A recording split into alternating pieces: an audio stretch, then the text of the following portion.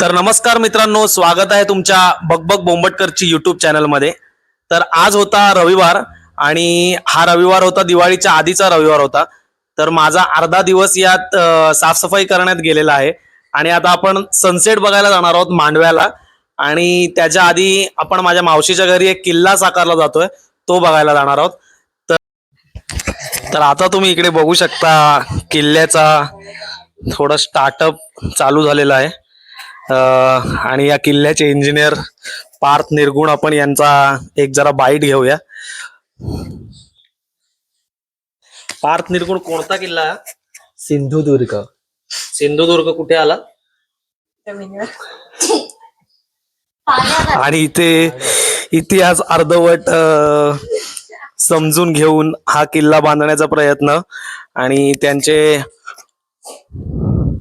Assistant engineer Viraj बोंबटकर, आपण यांना दोन शब्द विचारूया. विराज बोंबटकर, किल्ल्यावर किती मावळे आहेत? विराज बोंबटकर थोडे लाजत आहेत. 15. माईक मध्ये बोला. किती? 15. किल्ल्यावर 15 मावळे आहेत टोटल. आणि या किल्ल्याचा इतिहास काय होता? इथे काय झालं होतं? शिवाजी महाराजांनी काय केलं होतं इथे?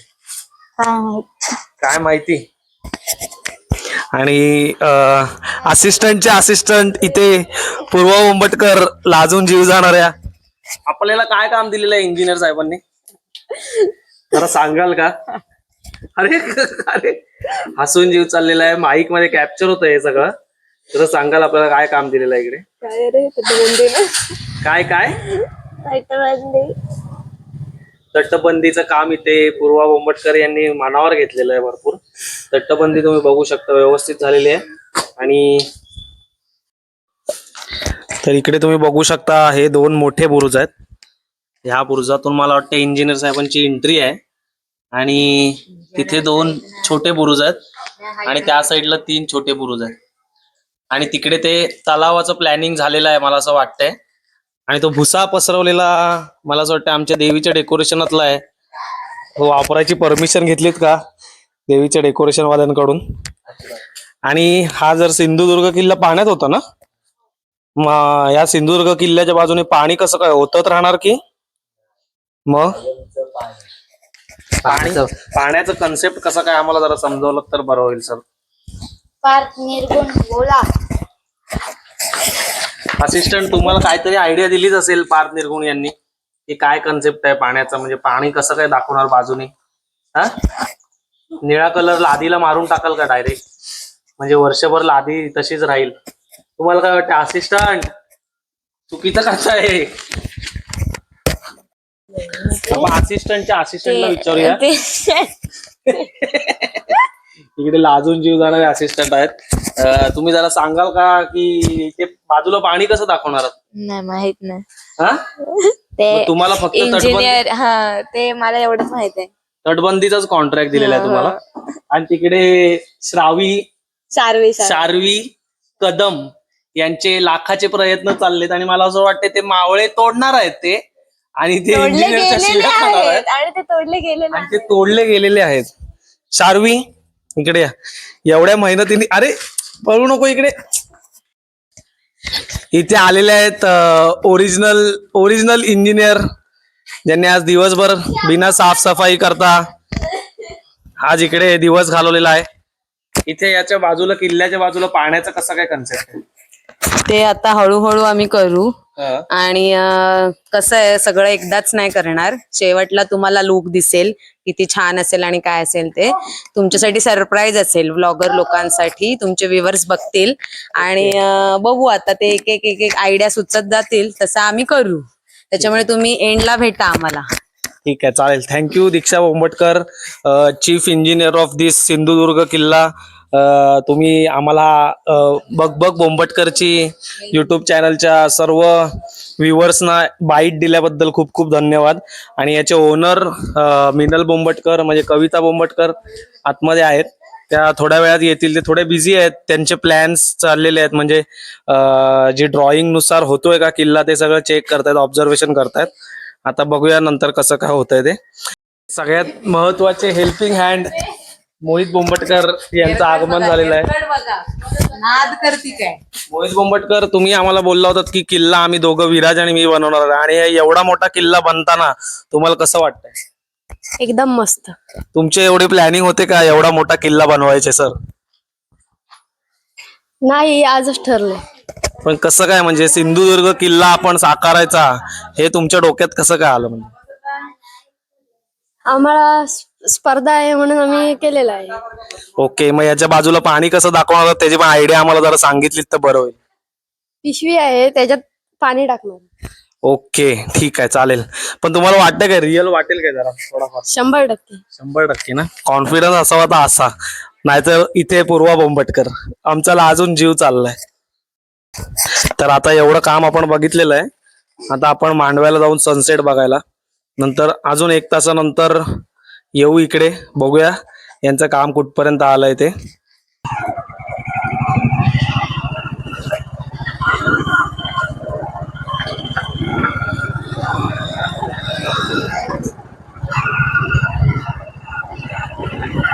आता मी निघालोय किल्ला बघून.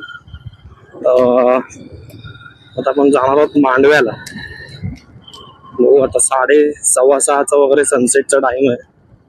सूर्य आहे अजून थोडा वर. मांडव्याला पोहोचायला इथून तरी मला एक 15 ते 20 मिनिटं लागतील गाडीवर. बघू तिकडचा व्ह्यू कसा मिळतोय, काय मिळतोय. आणि ऍक्च्युली मला मित्रांनो, मी आधी मुंबईला राहायला होतो ना, आता मी गावी राहायला शिफ्ट झालोय. गावीच मी एका ठिकाणी जॉबला लागले.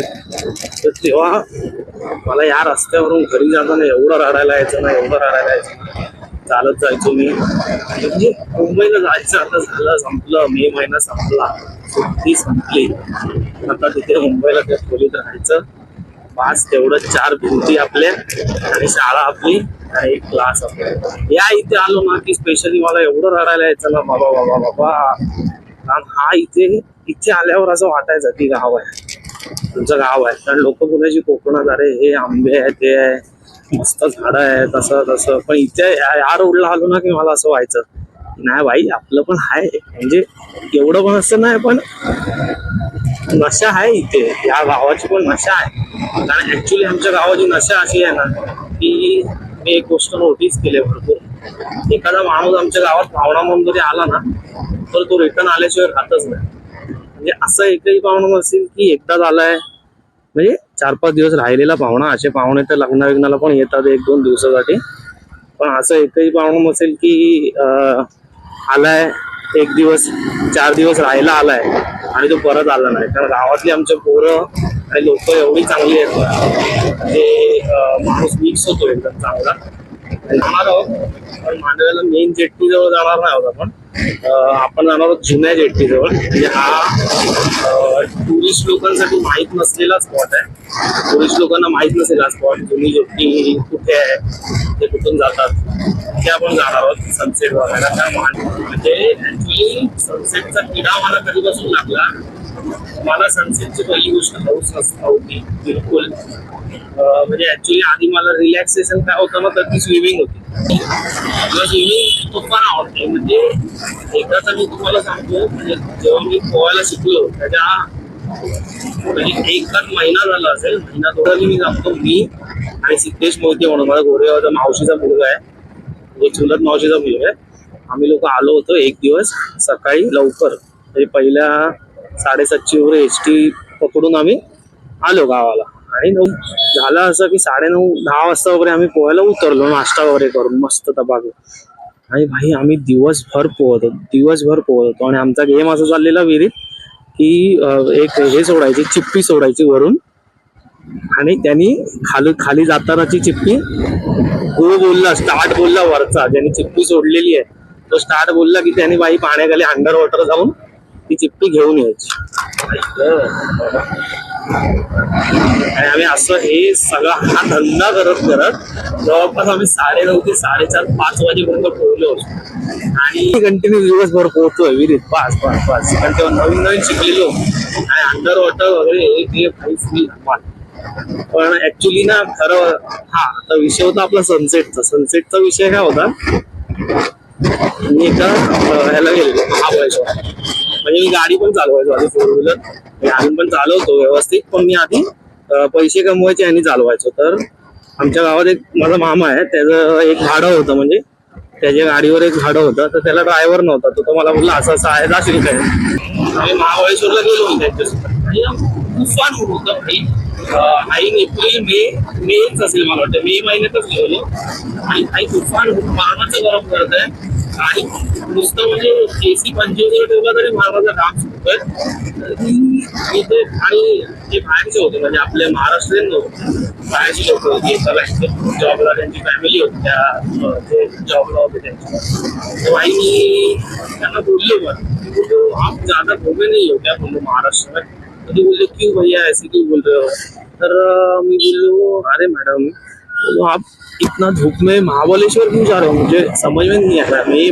मतलब ये बहुत हीट है, उससे अच्छा ना आपको मालवण कोस्टल रोड करना चाहिए. असं मी सांगून बसलो की भाई कोस्टल वेज करायला पाहिजे होतं वगैरे. म्हणजे मी आपला मोठेपणा माझा, हा भाई मी पण फिरलोय.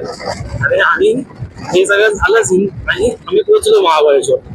आणि जी भाई थंडी लागत होती, बाप रे बाप. मी खरंच मी पहिल्यांदा गेलो म्हणजे असं उन्हाळ्याच्या दिवसात आणि महाबळेश्वरला पहिल्यांदा. म्हणजे मला जेव्हापासून समजायला लागलं मी महाबळेश्वरला पहिल्यांदाच गेलोय.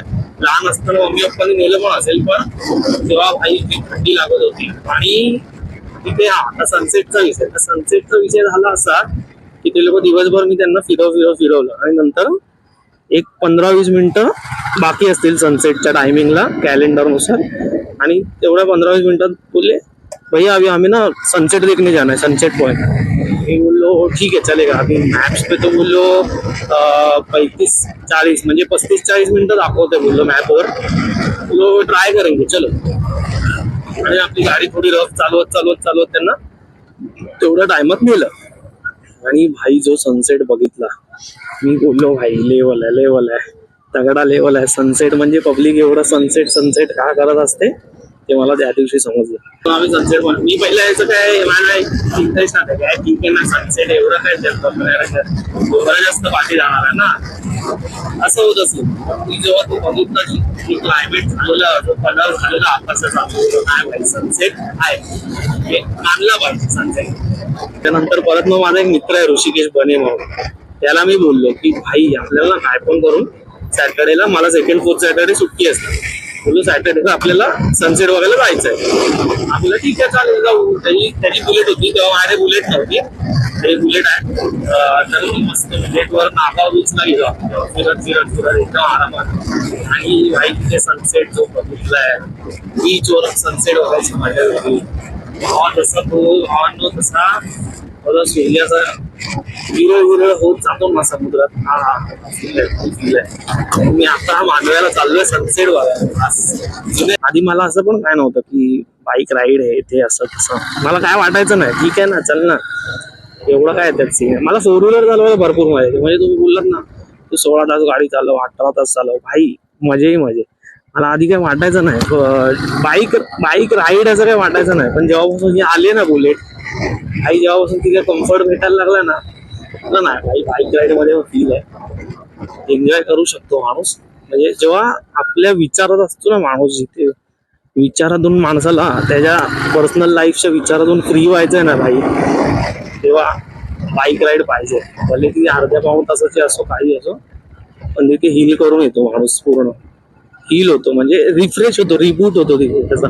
त्यामुळे बाईक राईड पाहिजे. आता पण टाकादेवी स्पोर्ट्स क्लब आणि इथेच मी एकदा घाण केली होती. युट्यूब लाईव्ह मॅचेस होत्या आणि 16 संघ हजर होते आणि म्हणजे 2 राऊंड जिंकलो असतो तर आम्ही क्वालिफाय झालो असतो. आणि फर्स्ट मॅच आमची लागलेली एका टीम सोबत. आणि भाई मी म्हणजे माझ्या रेडिंग चांगल्या चालत होत्या, म्हणजे मला पॉईंट लागत होते कुठून ना कुठून तरी, काय ना काहीतरी होत होतं. आणि मॅच थोडी पॉइंटला होती अशा की कुठे पण जाऊ शकते मॅच.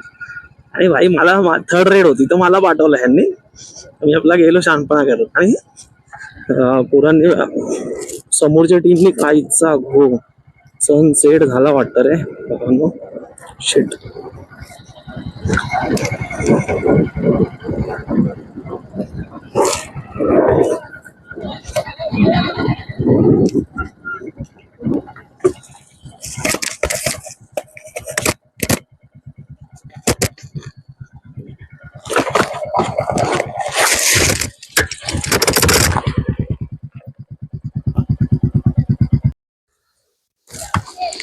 तर ॲक्च्युली भाई लोक थोडा धोका झालाय. म्हणजे जुन्या जेट्टीवरून सनसेट नाही दिसत आहे. म्हणजे ॲक्च्युली 6:15चा टाइम आहे सनसेटचा. मी 5:58लाच पोचलो इथे, तरी पण मला समजत नाही हा काय सीन झालाय. मला असं वाटतंय आज थोडं डोंगराच्या पलीकडे गेला वाटतं सूर्य कदाचित, असं सीन झालाय वाटतं. खूप आता लेट सी मेन जेट्टीला जाऊन तरी बघू सीन भेटतोय काय तुम्हाला दाखवायचा. मी आता मेन जेट्टीला जाऊन तरी ॲटलिस्ट भेटतोय काय सनसेट. नाहीतर हा असं वाटतं मला लॉग अख्खा कॅन्सल करायला लागेल. कंटेंट संपला. म्हणजे मी जे ठरवलेलं की थंबनेल मी असं देईन की सनसेट ॲट जुनी जेट्टी, ओल्ड मांडवा जेट्टी, आणि ते तिथे संपलंय. हा एवढं मोठा अपयश आहे माझ्या चॅनलच्या जर्नीमध्ये, आणि इथे माझ्यासोबत झालाय धोका. हा एक लीन मारायला मांडवायला मजा येते. हा एक आहे, पुढचा तर एक क्लासच आहे. या बुलेटवर ना जरा लीन मारायला पण भीती वाटते. थोडं भाई वजन एक साईडला पडलं तर लफडा व्हायची कामं आहेत सगळी. हिचा विषय कसा आहे, हिला खेचू नाही शकत जास्त, आणि 25चे ॲव्हरेज येते ना, मग तिला खेचली की मग ती 20वर येते, 22वर येते, तिच्या मनानुसार चालतं. त्याच्यामुळे नको. आता काल इथं फुल केलेलं पेट्रोल, एक गाडी उतरली पण. आता बघ मोबाईल इम्पॉर्टंट आहे, फोन इम्पॉर्टंट आहे भाई. गाडी येऊ दे की मरू दे, फोनवर बोलत राहिलं पाहिजे. आपण आलो मेन जेट्टी जवळ, म्हणजे जिथे मुंबईवरून येणाऱ्या बोट लागतात तिथे आलो. बघू आता कसं सीन आहे. तिथून मला एक आहे जागा त्या बीचवरून दिसतो. आता तो तरी राहिलाय काय बघितलं पाहिजे. थोडा आउटच वाटतं मला सूर्याच्या उजेडानुसार तरी.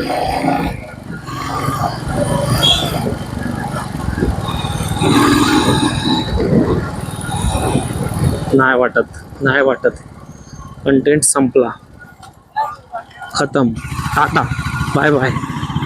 दिसत संपला रे, स्कॅम झाला.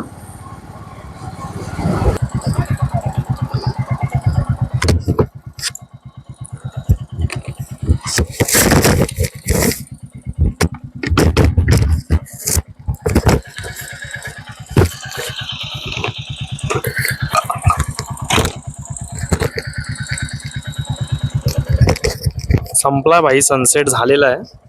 त्याच्यामुळे थोडं सनसेटचे कॅप्चरिंग घ्यायला थोडं कठीण जाईल. तिकडे मांडवा जेट्टी आहे राईट साईडला, आणि हा इथे मांडवा बीच आहे.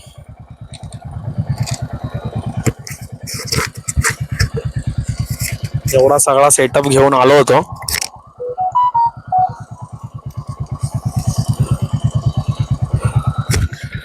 पण तो काही सनसेट बघायला भेटला नाही. ठीक आहे, होत राहील. पुढच्या व्लॉग मध्ये सनसेट दाखवू. बघूया आपण किल्ल्याचं काम कुठपर्यंत आलंय.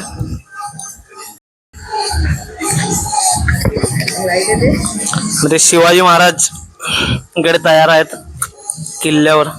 ही छोटीशी शंकराची पिंड पण बनवलेली आहे. छत्रपती शिवाजी महाराज, सॉरी. आणि ते किल्ला, उद्या दिवाळी आहे. पार्थ, आज होईल का किल्ला पूर्ण? 100% होईल का? होणार. म्हणजे होप सोडू नये, याचं उत्तम उदाहरण इथे पार्थ निर्गुण यांनी दिलेलं आहे. आणि वेदांत बोंबटकर, एक्स युट्यूबर, म्हणजे जर्नी त्यांची ब्लॉग झाली अर्ध्यात. आपल्याला काय बोलायचं आपल्या चॅनल बद्दल सर? काय बोलणार आता. काय अशा अडचणी आल्या की ज्याच्यामुळे चॅनल तुमचा बंद झाला? चॅनल बंद झाला, सबस्क्राईब नाही भेटायचे, लाईक नाही भेटायचे. तर मित्रांनो, असे चॅनल बंद पडू शकतात. त्याच्यामुळे आपल्या चॅनलला सबस्क्राईब करा, लाईक करा आणि कमेंट करा. तर मित्रांनो, आजचा व्लॉग खूप निराशाजनक होता. आपल्याला जे करायचं होतं ते भेटलं नाही, पण ठीक आहे, इट्स लाईफ, इट्स फाईन. तर अशाच नवीन व्हिडिओज बघण्यासाठी आपल्या चॅनलला सबस्क्राईब करा, आणि जर कंटेंट आवडला असेल तर लाईक नक्की करा, आणि जर काय सुचवायचं असेल तर कमेंट करा. आणि भेटू नवीन व्लॉगमध्ये. आणि आपला नवीन लोगो पण आलेला आहे, तर तो मी जे आत्ता मगाशी व्लॉगमध्ये बोललो की मावशीचा मुलगा सिद्धेश मोहिते त्यांनी बनवून दिला आहे. त्यांचं पण खूप मनापासून धन्यवाद देतो. आणि ज्यांनी मला आधी बघितलं होतं त्यांनी कमेंटमध्ये नक्की सांगा की माझा क्लीन शेवचा लुक कसा वाटतोय, तो मी कंटिन्यू करू की नको.